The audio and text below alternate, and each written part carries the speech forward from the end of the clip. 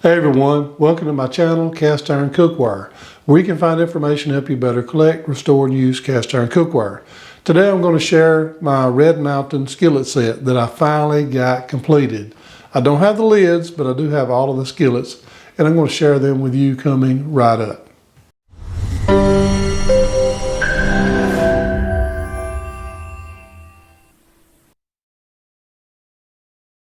Before we get started, I just want to say thank you to everyone that has purchased my product, Easy Beezy Cast Iron Seasoning.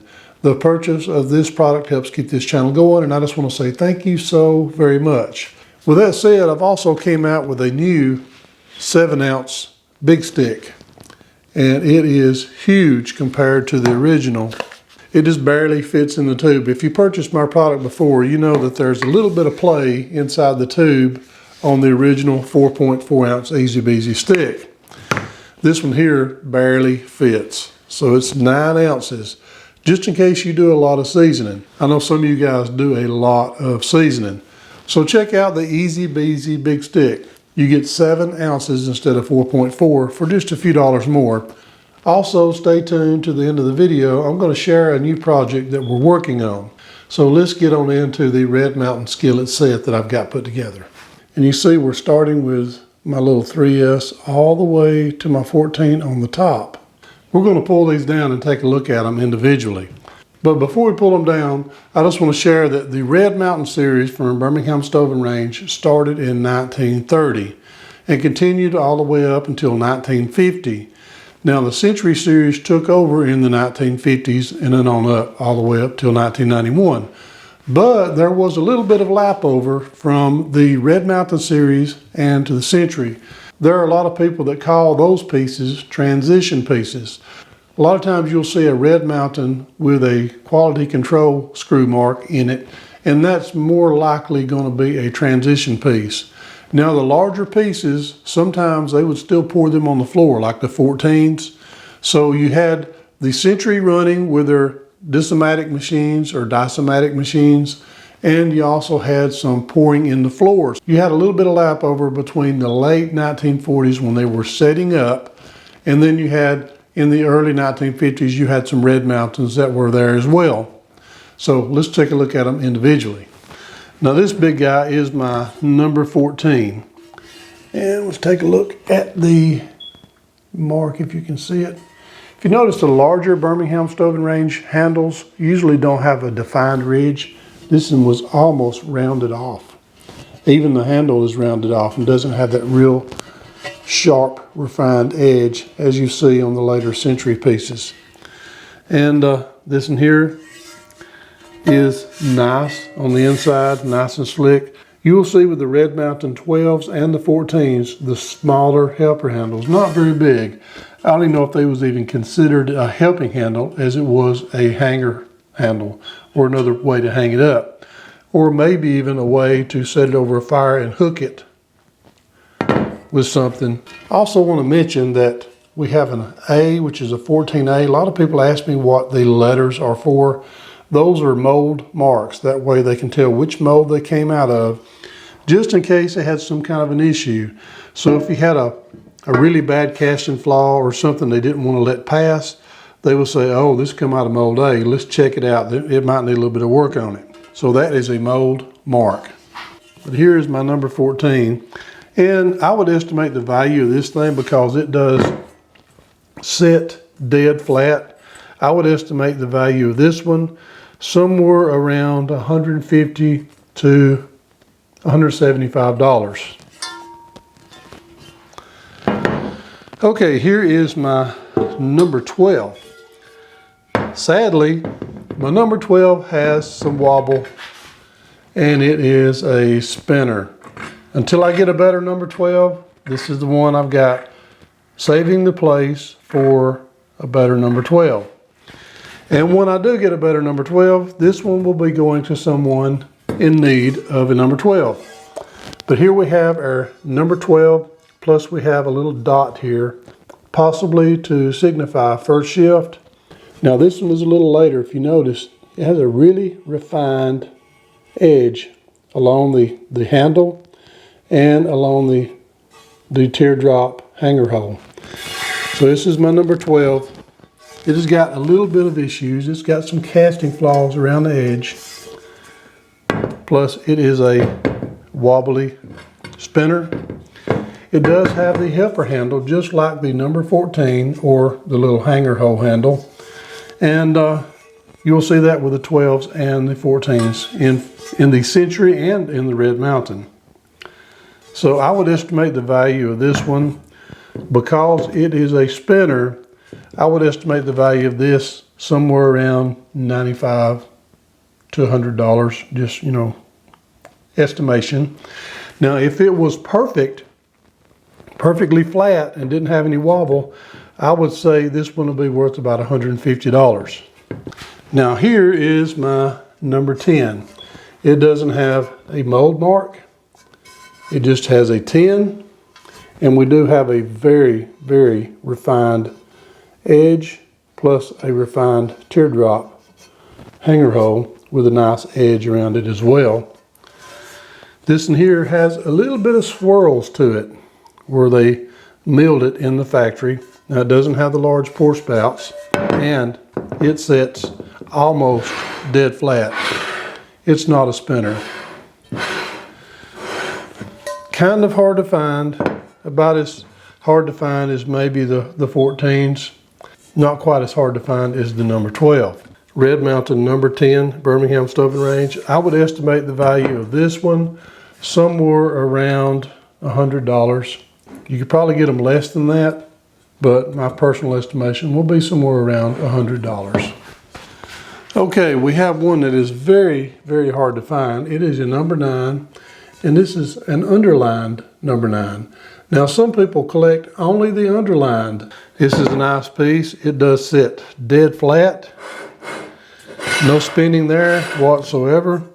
I mean, it has a few little utensil marks inside there. And I have a little bit of a casting flaw. It's just it looks like a dent.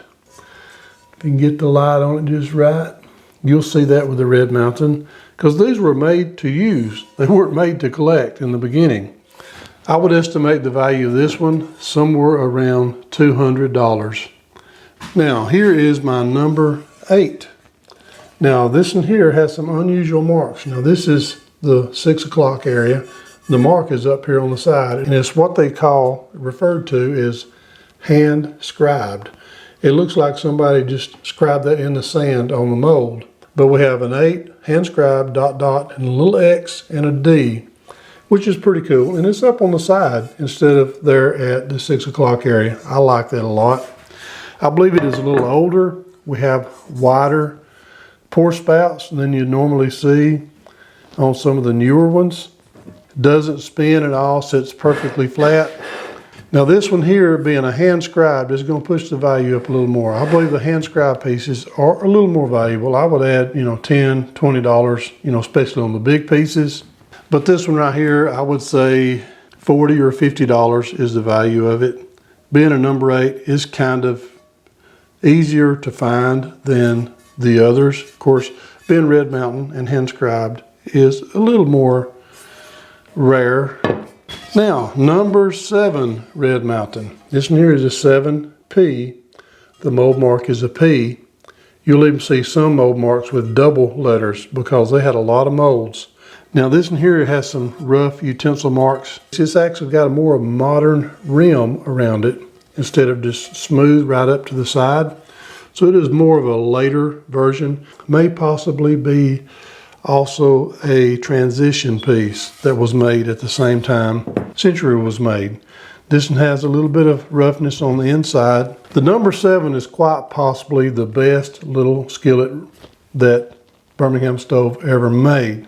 Now, I had a couple of number 7s that were slightly smaller than these, which I believe that they were made really early on in the Red Mountain, right at 1930, maybe even a few years while they was working out their molds. A friend of mine in Canada has both of those. Funny thing about those number 7s, I'd done a trade with this friend of mine in Canada, and I shipped mine to him, and it took forever to the point that we thought it was lost. And the reason why I sent it to him is I had 2 of them, and I thought, hey, I can get rid of one of them and share with a friend.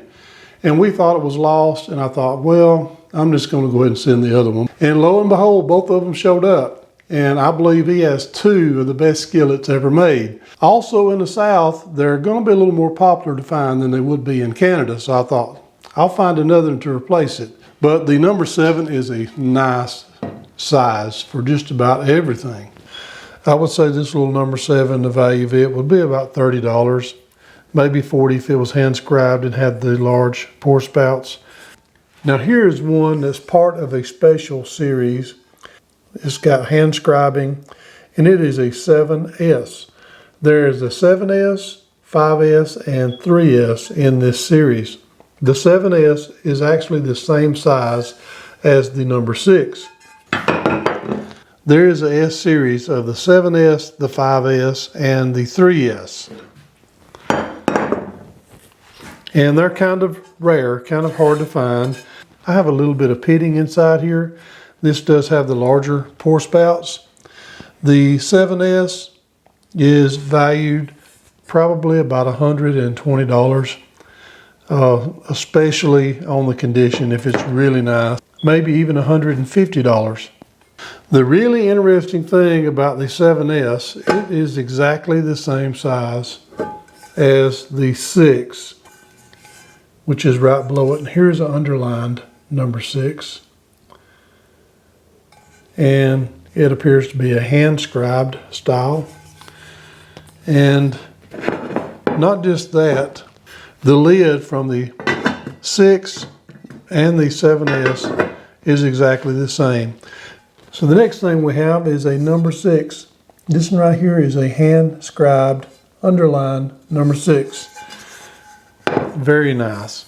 Has a little bit of probably some kind of casting flaw inside there. Looks like little chicken pecks. I would say the value of this one right here is somewhere around $225. Now I have a number 5, and it is a hand scribed version, if you can get the see it right there. And it has a little C and a little Z right there beside that. It's a CZ. So we have a little bit of a casting flaw. I guess you would call that, if I get the light on it just right, I guess you would call that sand shift. You'll see that with a lot of the older pieces. And this one here is hand scribed. You can tell the little number 5 looks kind of rough there, but that's nice. We have the large pour spouts. It's a little bit of a stain on this one. I believe it needs to be seasoned a few layers. And you can actually see some mill marks kind of shining off of that inside of that pour spout. It sits dead flat. Really love this piece right here. It is a number 5 Red Mountain, and I would say the value of this one here is probably about $30 or $40. Of course, now we have our 5S, which is part of the S series. The 5S is actually the same size as the number 4, and that's a little cutie right there. We'll talk about it here in just a moment. But you will have a ghost mark sometimes because they use the same mold to make it. They would just butter over the 4 and then make the 5S part of their little 3-set series that they had. Now this 5S right here, it sits dead flat. I would say that the 5S is probably worth $75, maybe more, probably even closer to $100, especially if it is in absolutely perfect condition. Now if it is a 5S with a 4 ghost mark, I'm not really sure the value of it. I would probably say $300 plus, maybe even more. And now to one of the little special pieces in the Red Mountain. Now this one here has a finish like glass on the inside. Beautiful little piece. The odd thing is the number 4 in this thing here, there we go, is way above the normal space where they have their mark. That's one reason why you'll see the ghost mark above the 5S. Now I have a little bit of a casting flaw right around the edge. Now the number 4s are really, really tricky to price. There for a long time, you were seeing them at $400. And then for some reason, they got a little more available. More of them were getting out there and we were seeing more of them, so the price went down a little bit. So I got this during that time frame, and I tell you what, I'm happy about it.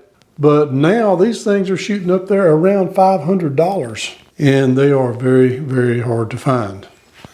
Now we have the number 3, and it is a hand scribed number 3, and it's got the large pour spout or big ears, and this one here is dead flat.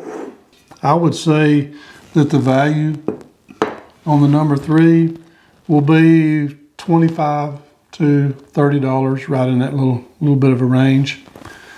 If it's not in great shape, maybe $20, but the hand scribing is going to put me up there probably around $30 or $35. A hand scribed 3 with a underline, it may even run $35 or $40, depending on the condition.